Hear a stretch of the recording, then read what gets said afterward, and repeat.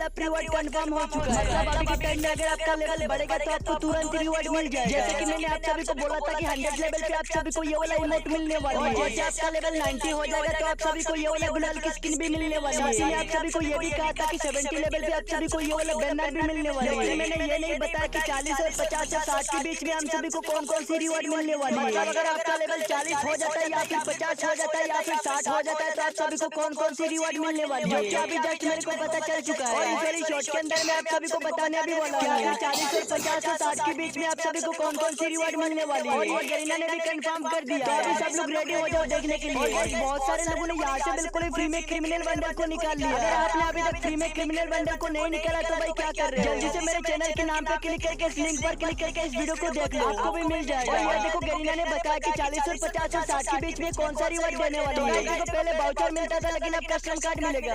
guys हमारी game में